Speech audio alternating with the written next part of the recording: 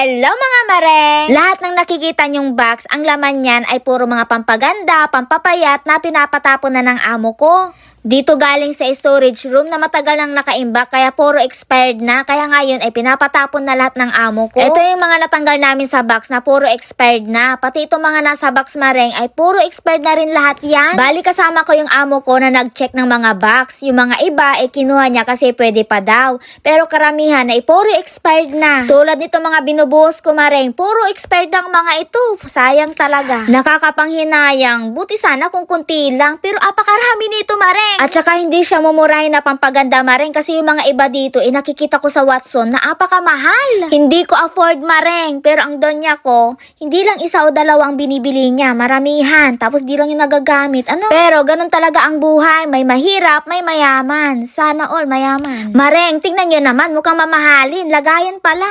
At eto pa, may mga vitamins pa na made in Japan. At eto naman yung iba't ibang nakabox. Ang sabi ni Donya, jelly daw to na mga pampapayat. At yung mga iba naman dito ay mga powder na tinitimpla. Lahat ng mga ito maring ay puro expired na. Ngayon nga ay tatanggalin ko isa-isa sa box kasi nga itong box niya ay for recycle. Hindi ito pwede na basta-basta itatapon lang. Kailangan ihiwalay yung karton. At pagkatapos kong buksan lahat yun, namili naman ako dito namang itatabi ko na pwede kong gamitin sa siko, sa paa, sa tuhod. Para pumuti naman yung mga sikot tuhod ko mareng. At ang pinipili ko ay yung mga 1 year lang na expired. At saka ang mga kinukuha ko, yung mga nakikita ko sa Watson na mamahalin. For the shopping ako ngayon mareng. Kaso nga lang, yung mga sinashopping ko ay puro expired na. Giyatay.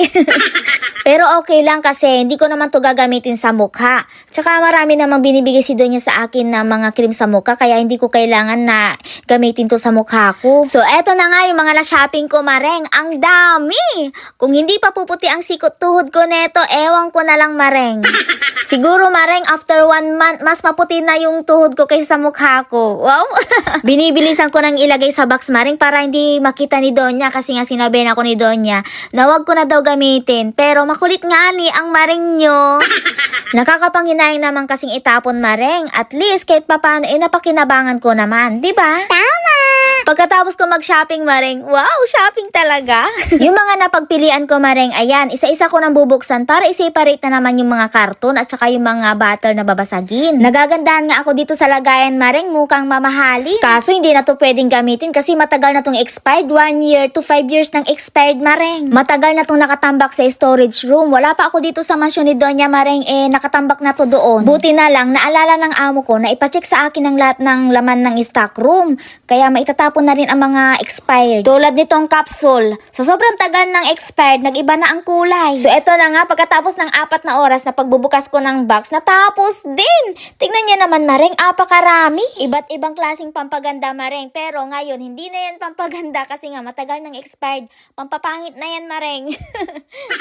At tignan niyo naman yung box na pinagbalatan ko mareng, gabundok. Sumakit nga yung daliri ko mareng sa pagbubukas. At eto naman yung binuksan ko mga jelly kanina. Apakarami din, sayang no? At dahil nga sobra akong nanginayang sa mga itatapon mareng, eto, iniisa-isa kong pinapahid sa paa ko mareng. Para at least kahit papano, bago itapon napakinabangan ko pa, di ba? Mindset ba? O siya mga mareng, hanggang dito na lang. Salamat ulit sa panonood. Bye!